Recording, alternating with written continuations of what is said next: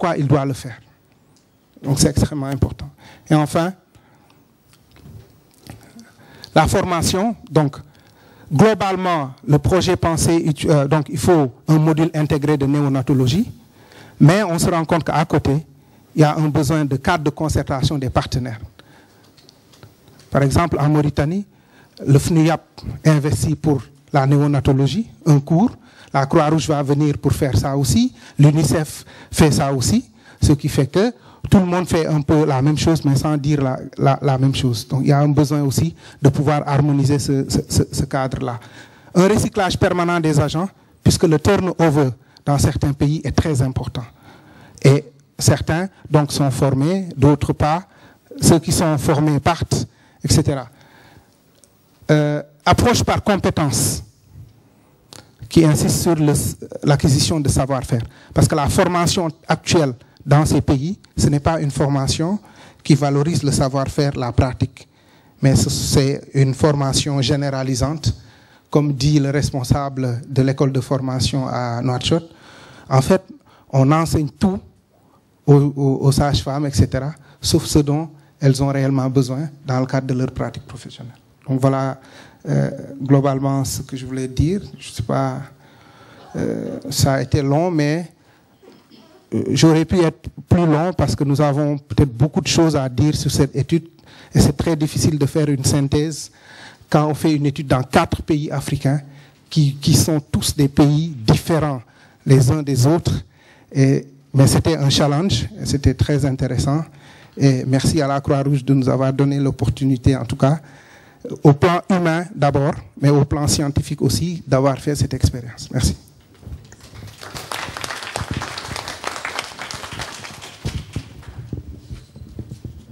Merci beaucoup Sylvain, merci à tous pour votre écoute active. Donc moi très rapidement, je vais juste faire le lien en fait avec notre programme opérationnel. Donc vous pouvez vous douter que les résultats de cette étude, nous en tant que moi coordinatrice de projet régional et mes chefs de projet qui sont sur le terrain, dont Hippolyte qui est là et qui représente la Mauritanie, on va éplucher tous ces rapports d'enquête, enfin tous les rapports pays, et on va bien sûr s'en inspirer pour voir quelles recommandations opérationnelles on va tirer et qu'est-ce qu'on va pouvoir mettre en place concrètement au sein de nos zones de santé et de nos structures de santé pour que on atteigne nos objectifs et nos indicateurs.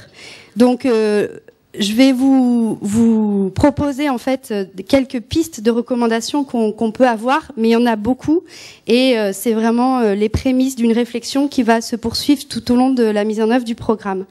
Donc par exemple, comme l'a dit Sylvain, sur la planification familiale, qui est en fait une activité qui est au cœur de notre programme, on va bien sûr vouloir favoriser la mise en place de méthodes longue durée et donc on va former les prestataires de santé à ce que ces méthodes longue durée, enfin que les prestataires soient en capacité de pouvoir proposer ces méthodes longue durée aux femmes en âge de procréer. Et on va essayer de favoriser le dispositif intra-utérin et l'implant sous-cutané qui sera disponible dans les structures de santé qu'on va appuyer. Il y a aussi une nouvelle recommandation de l'OMS qui favorise en fait la contraception postpartum, donc l'insertion d'un dispositif intra-utérin juste après l'accouchement, 10 minutes après la délivrance du placenta, et on va voir comment favoriser en fait cette méthode longue durée aussi. Une autre recommandation opérationnelle, c'est qu'on va voir comment, au niveau des structures de santé, dans les salles d'accouchement, favoriser l'environnement social et de confiance de la mère. Donc, comme l'a dit Sylvain, c'est un élément qui est très important. Et donc, on va voir si on peut travailler avec le personnel de santé et puis les départements sanitaires et les districts sanitaires pour qu'ils puissent peut-être accepter que les accompagnantes, en fait, des mamans soient présentes.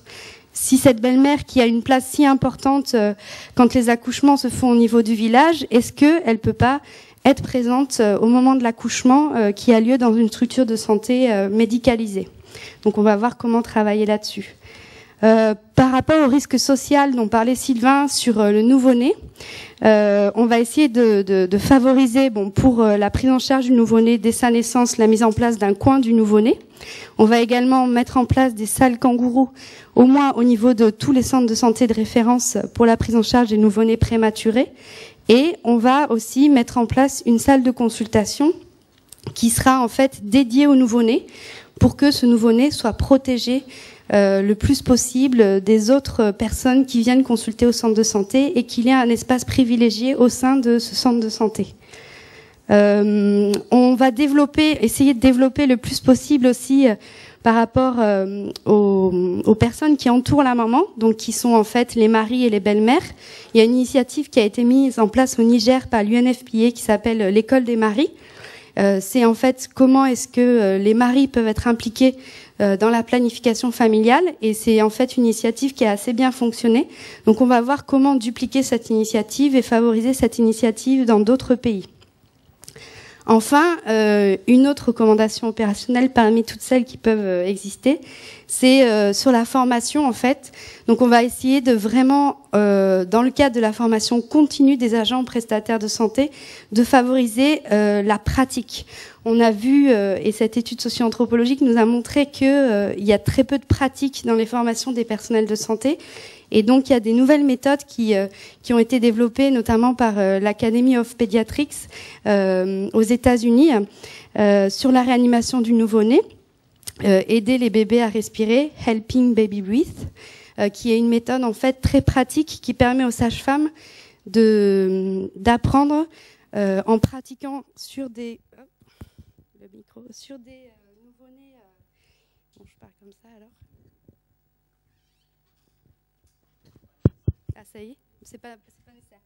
Donc, ça, en fait, c'est pratiquer sur des mannequins, en fait. C'est des nouveau-nés qui sont sous forme de mannequins. Et donc, on peut pratiquer et on apprend une formation comme ça. Et il y a aussi la méthode Helping Mother Survive, donc aider les mamans à survivre, qui est sur le même principe, mais avec un faux placenta, et qui permet aux prestataires de s'entraîner à la prise en charge des hémorragies de la délivrance.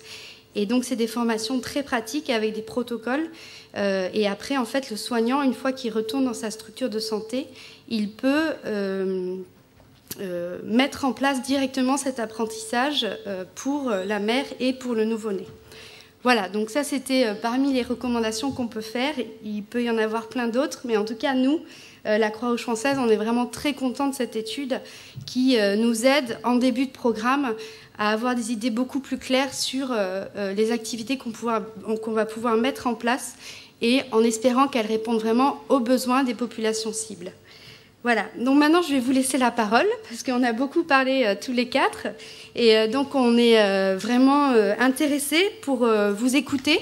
Si vous avez des questions, si vous voulez faire des liens avec les projets que vous menez au Sénégal ou dans vos pays régionaux, si vous avez des commentaires aussi sur cette étude, ils sont les bienvenus. Voilà, donc vous avez tous en fait des micros devant vous, donc il suffit d'appuyer dessus pour poser des questions. Je ne sais pas si quelqu'un veut se lancer. Oui. Alors, allez-y. Voilà, moi, je suis de la Croix-Rouge sénégalaise. J'ai une question et peut-être une contribution. La question, c'est qu'est-ce qui justifie l'absence du Sénégal dans le cadre de cette étude qui, à mon avis, me semble extrêmement importante, au sens qu'elle met à notre disposition un certain nombre de recommandations, notamment de recommandations opérationnelles, qui pourraient être utilisées donc, pour rendre plus performantes les structures.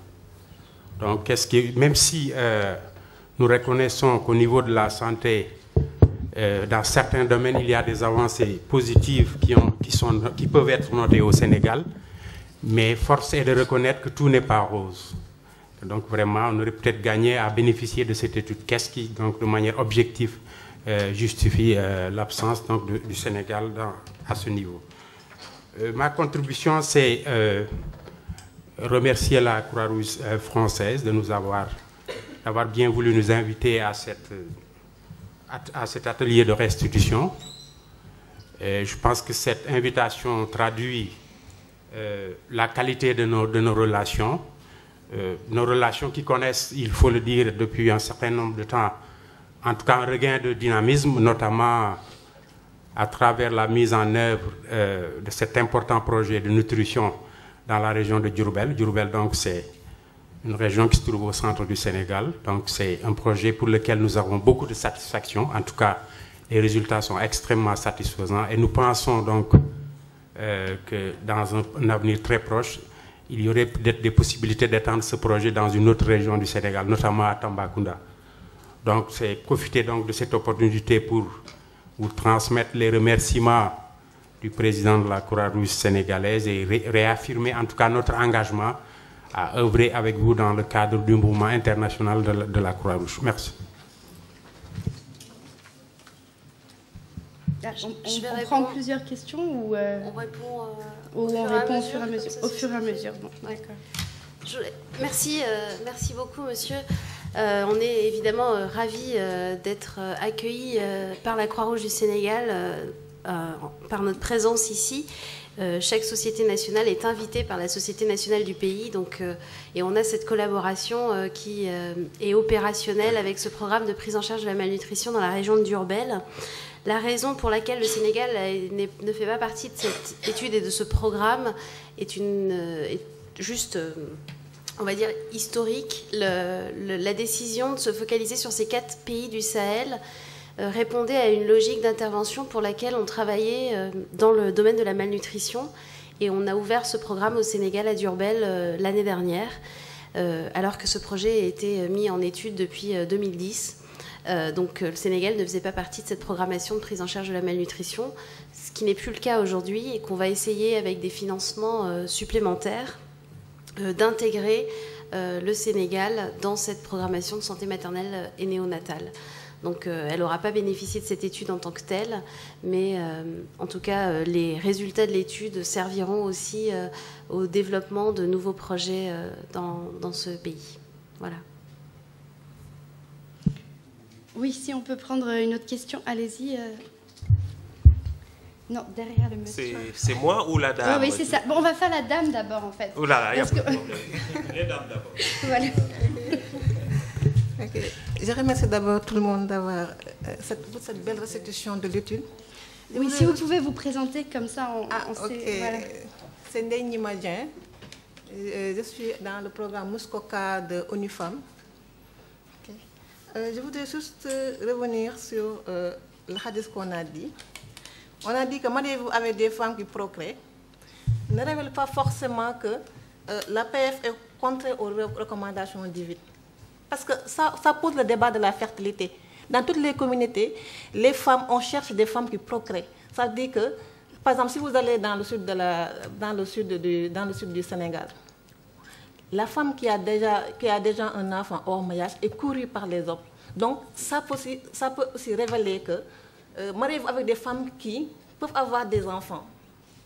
Et je notifie aussi que l'APF, l'islam n'est pas contre la planification familiale.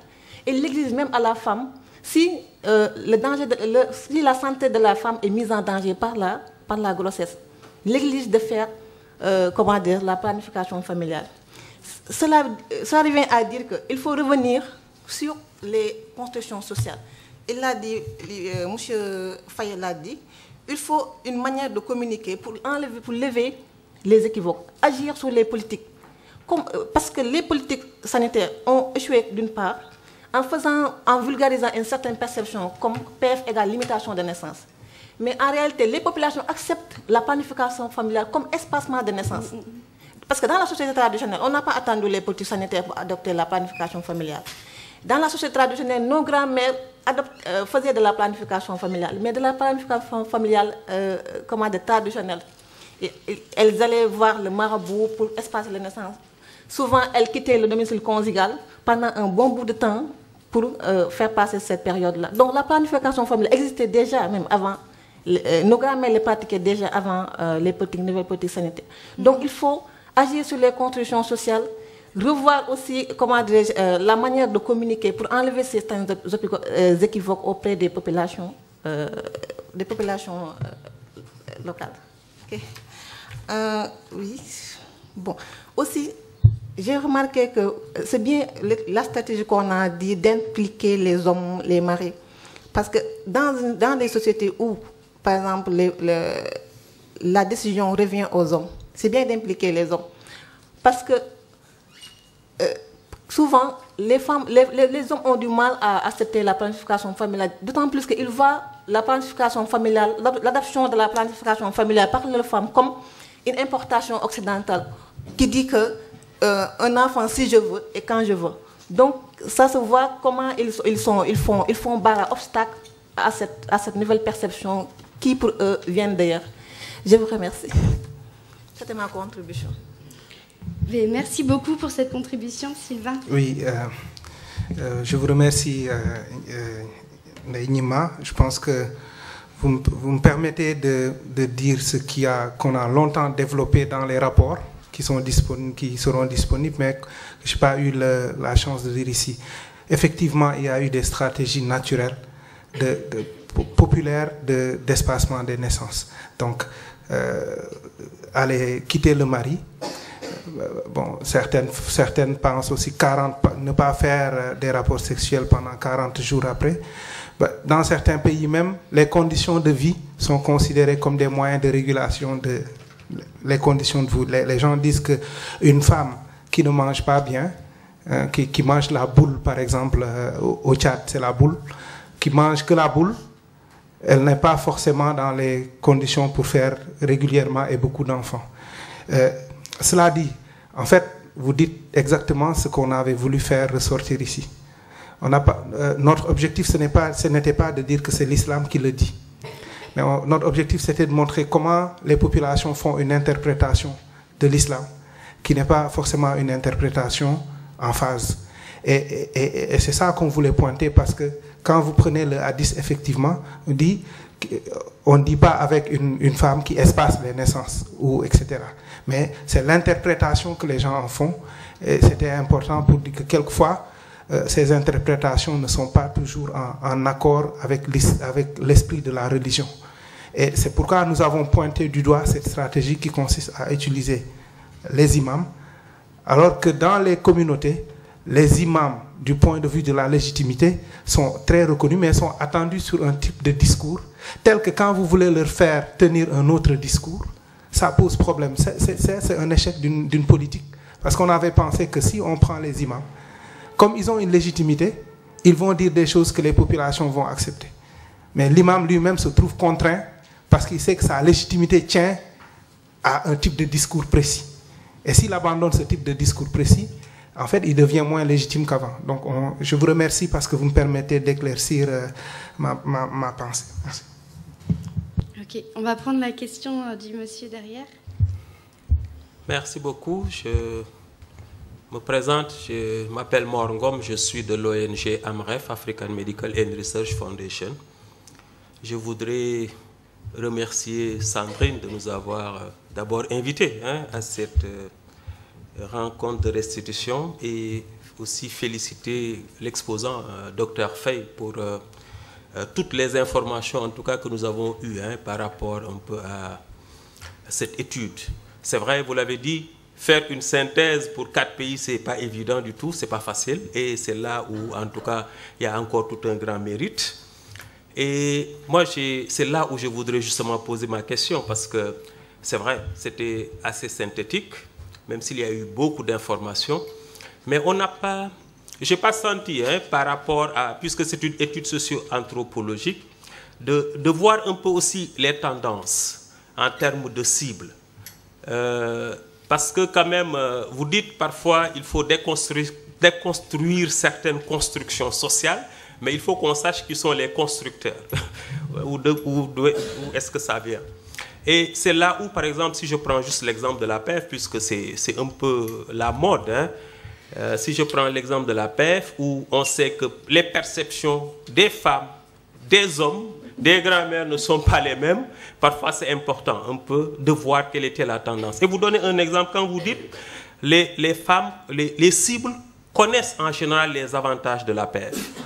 Qui sont ces cibles qui connaissent les avantages? Est-ce les femmes? Est-ce les hommes? Est-ce les leaders, etc. Je pose cette question parce que si on pense que ce sont les femmes qui connaissent ces avantages, et pourtant elles ont besoin de discrétion pour aller opter pour une méthode de planification familiale. Moi, je sais que cela me préserve va préserver ma santé, c'est très utile, c'est bon pour mon enfant, mais pour le faire, je dois me cacher. Vous voyez un peu, ça me semble tellement contradictoire quelque part, que c'est bon parfois de voir d'où ça vient pour pouvoir aussi agir sur ceux qui sont à l'origine un peu de ce fait que c'est vrai, les femmes n'ayant pas parfois tout le temps le pouvoir de négociation, parce que tout simplement peut-être que le mari n'est pas d'accord, ou en tout cas la belle famille n'est pas d'accord, ont besoin de se cacher.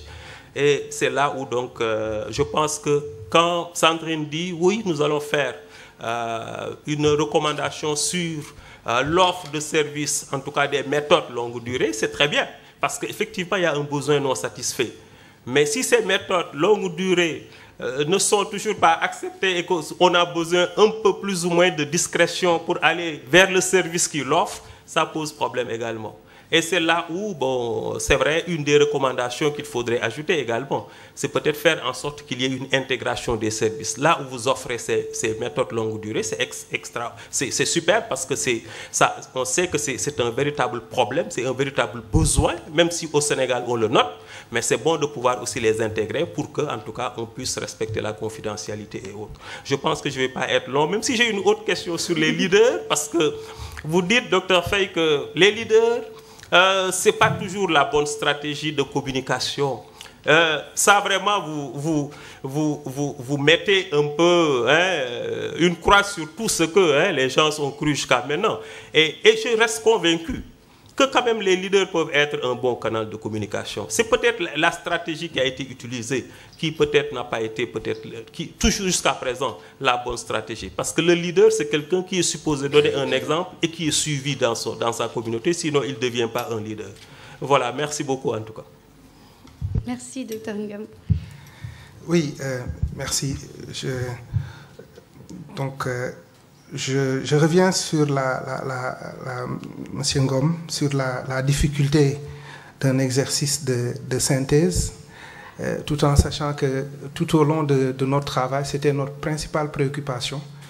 Et les rapports que nous avons produits disent avec précision de pouvoir éviter un discours généralisant, parce que ce n'est pas le propos de la socio-anthropologie, mais d'être assez spécifique. Et de ce point de vue, je vais peut-être rapidement vous donner un exemple. Par exemple, on sait, quand on parle de PF, on sait, quand on a parlé du processus décisionnel, l'homme et la belle-mère, c'est quand on parle de PF, ce sont les hommes qui ont la plupart du discours, qui est un discours voilà, négatif.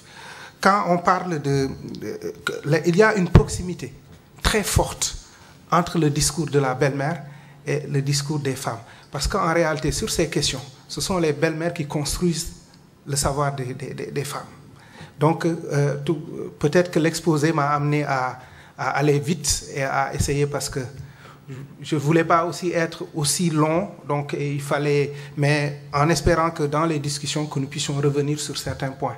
Et de ce point de vue, c'est important de préciser qui parle, c'est-à-dire quand on dit sur la question des mutilations, on voit aussi, on l'a dit dans les rapports, on voit la présence forte des belles-mères et là, une absence des hommes.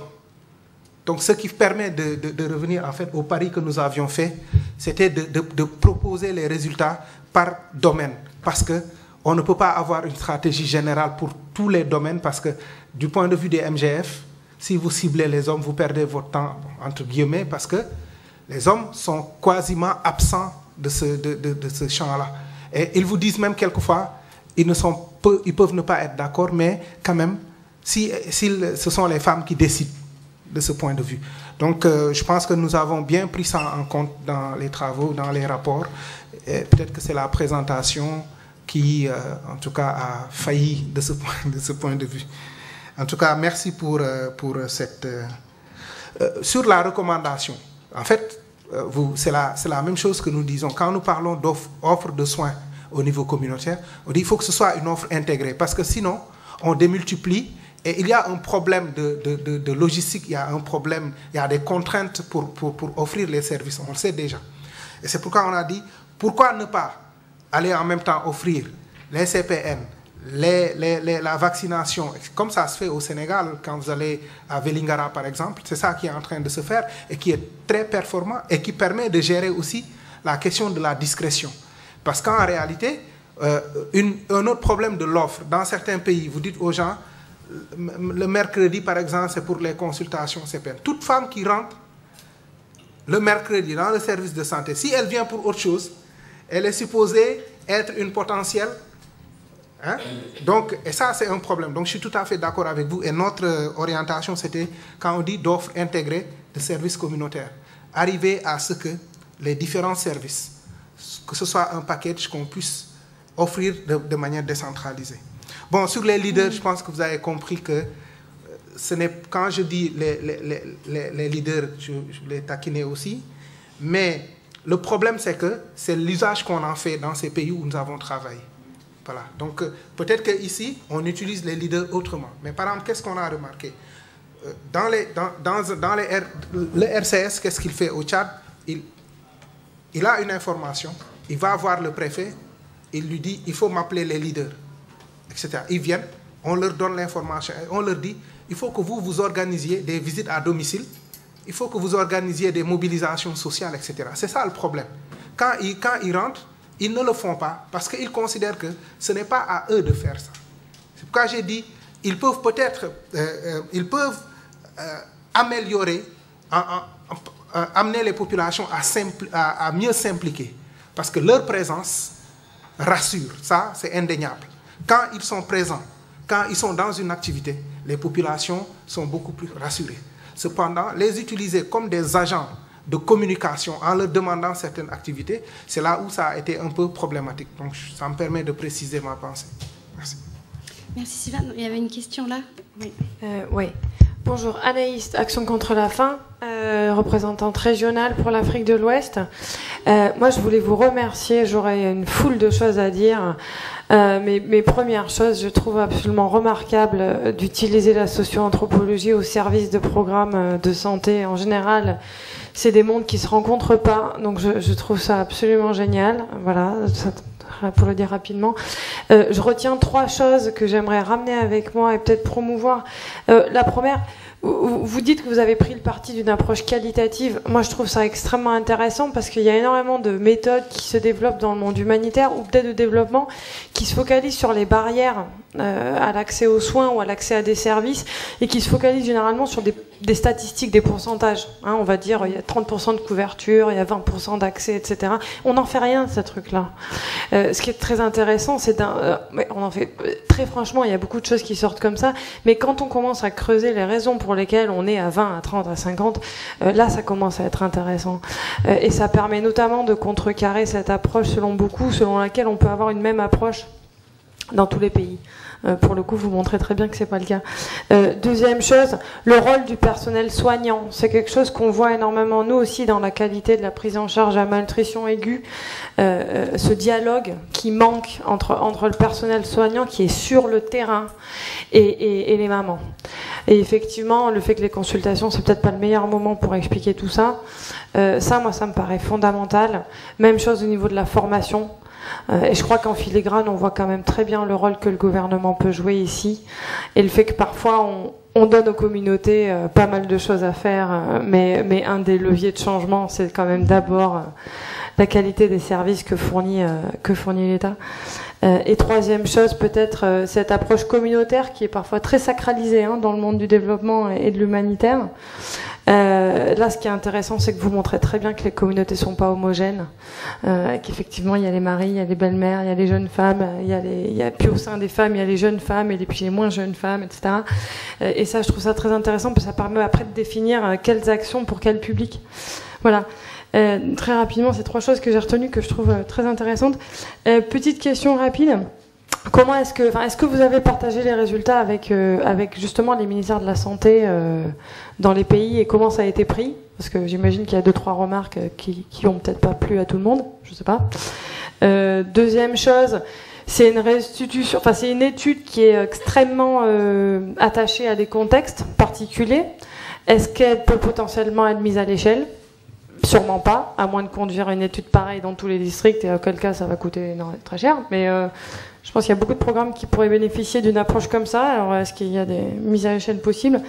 Et troisième chose, question hyper opérationnelle, combien de temps ça vous a pris pour faire cette étude socio-anthropologique?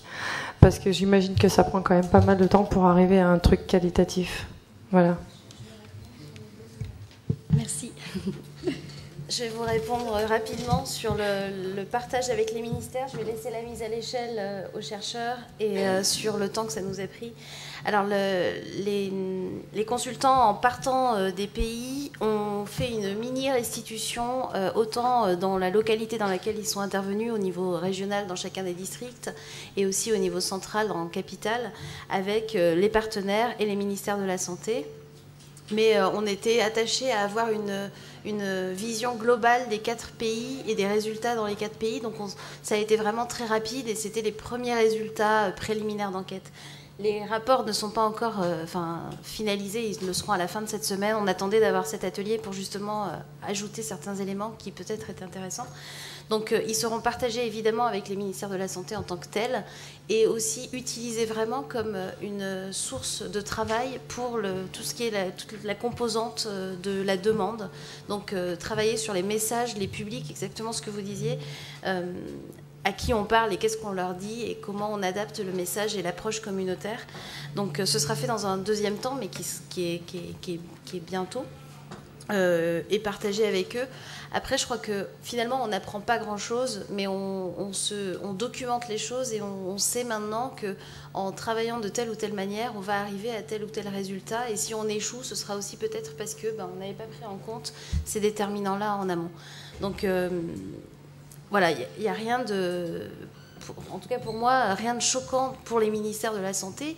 C'est juste vraiment l'adaptation de leur politique de santé à la réalité socio-culturelle de leur population qui servent.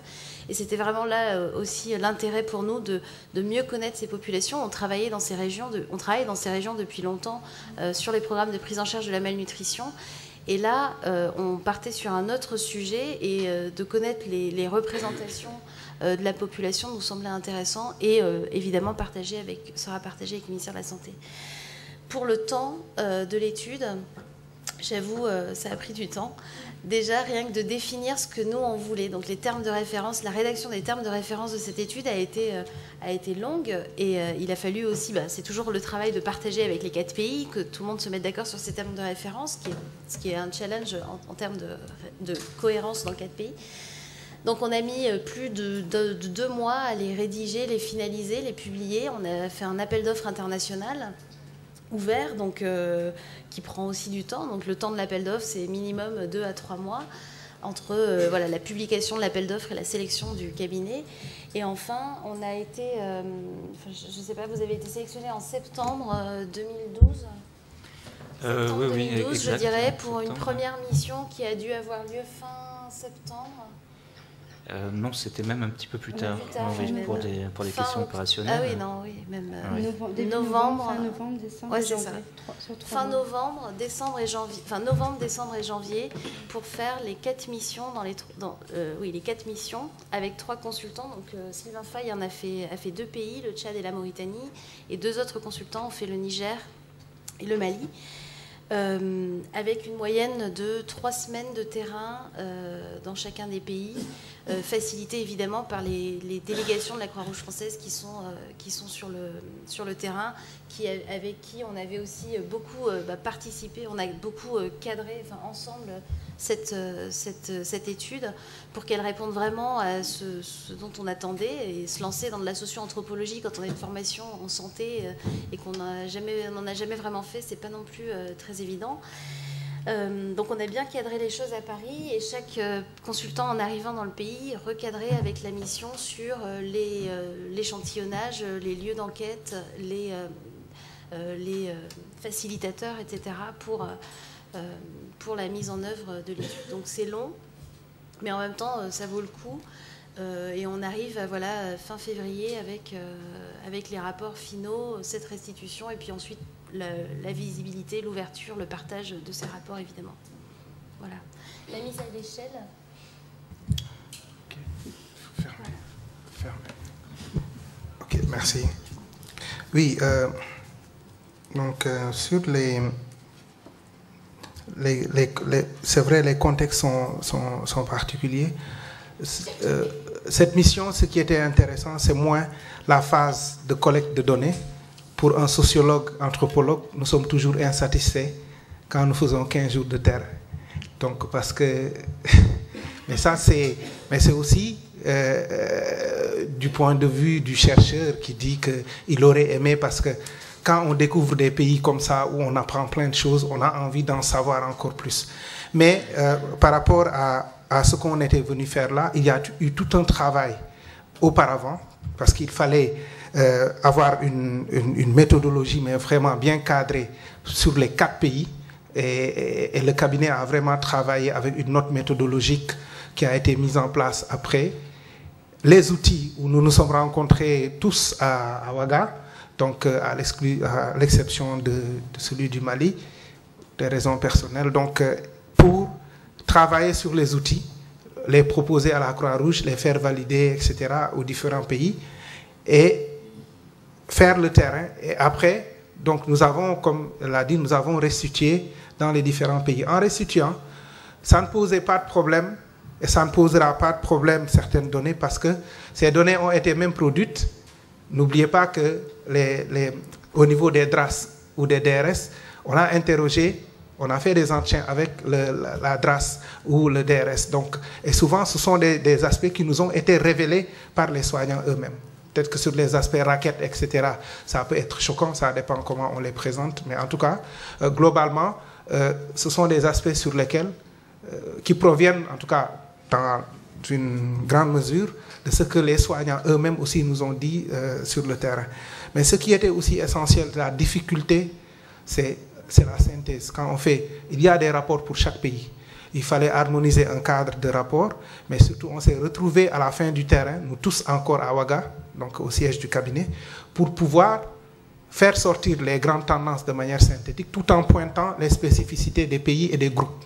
Donc c'est pour revenir sur l'idée que c'était une grande préoccupation, parce que l'objectif de cette approche, ce n'est pas de dire globalement ça se passe comme ça, on n'apprend rien aux pays qui vont intervenir, mais c'est de leur dire dans votre pays, voici ce qui se passe. Et ça permet de répondre à la question de échelle.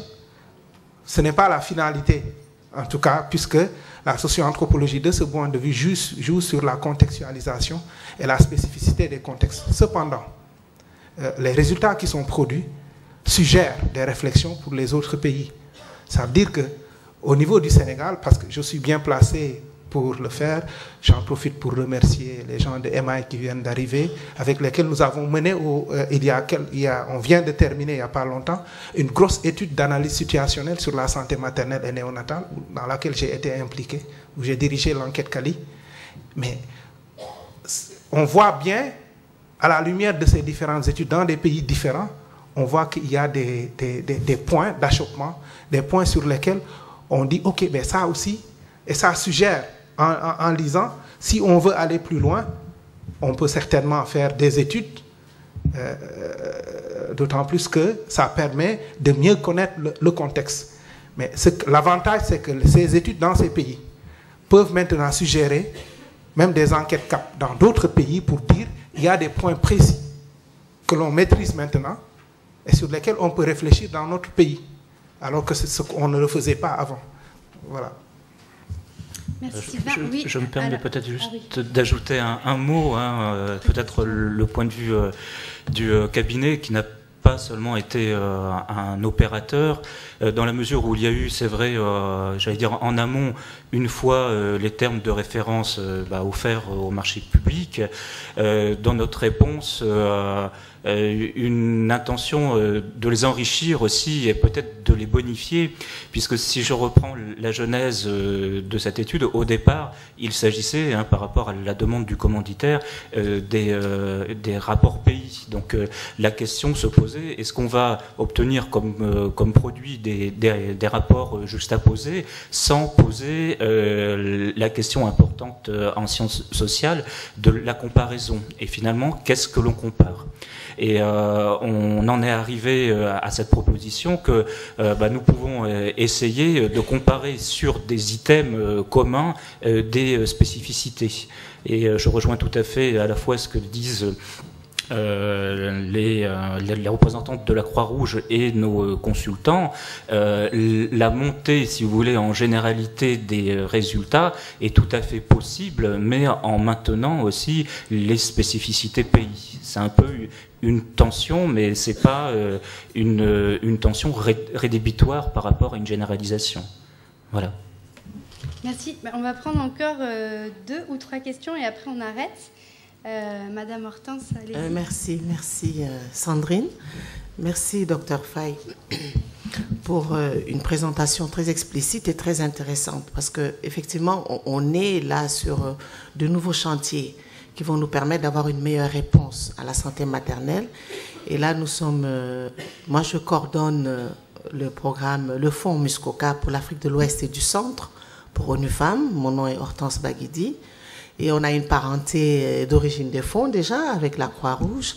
Et aussi, nous regardons dans la même direction parce qu'on essaie de voir ce qu'on peut faire pour vraiment accélérer l'atteinte des OMD.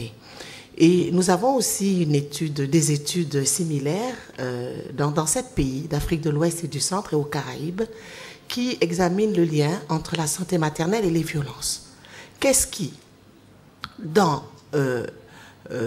les violences subies par les femmes, a une influence sur leur accès à la santé maternelle et voire mortalité maternelle. Et on a fait ces études-là et on s'est rendu compte qu'il y a des liens très clairs. Et nous avons fait avec le même schéma, c'est-à-dire recherche-action, et voir après les 5 ans du Muskoka, parce qu'on est là pour 5 ans, pour contribuer à ces objectifs-là, est-ce que les actions que nous avons mises en place ont eu une influence. Et les études couvrent la violence, mais sur tous ses aspects, y compris violence sexuelle, viol, les MGF qui jouent un très grand rôle sur la santé des femmes, que ce soit pendant la grossesse, à l'accouchement, après l'accouchement, et aussi les violences économiques qui ont une influence sur les retards. Nous considérons même qu'une budgétisation inadéquate est un type de violence qu'il faut adresser, que les structures ne sont pas adéquates, et les violences en milieu hospitalier. Donc nous sommes heureux d'entendre tout ce qui s'est dit sur l'accueil, sur la communication. Mots-clés: communication, accueil, renforcement des capacités et valorisation du personnel de santé. Donc nous avons des actions sur ces points-là. Et au niveau communautaire, pour impulser la demande, parce que les autres font autre chose, le Muskoka sur lequel nous travaillons en tant qu'agence des Nations Unies implique l'UNICEF, UNFPA, l'OMS et nous, ONU Femmes. Et nous essayons vraiment d'impulser la demande. Et ce qui s'est dit ici est vrai. Les communautés sont multiformes, elles sont hétérogènes. Et effectivement, un communicateur... un leader traditionnel ou communautaire n'est pas spécialement un communicateur. Donc nous essayons de faire en sorte qu'il y ait des plateformes communautaires où tout le monde vient s'exprimer, afin comment dirais-je, d'affaiblir un peu toute cette discussion sur les aspects socioculturels, afin que les tenants même de ces bunkers socioculturels puissent se dévoiler. Et alors, dans le travail que nous faisons au niveau des plateformes, au niveau communautaire, nous encourageons l'audit socioculturel. L'audit socioculturel qui va nous dire, bon, voilà, il y a tel hadith qui a dit ça, comment pouvons-nous l'interpréter au mieux pour nous, pour nos communautés. Bon, vous seriez au Burkina, on en a parlé, il y a 40-45% de chrétiens. Donc il faudrait aussi parler de la Bible, parler des doctrines catholiques, etc.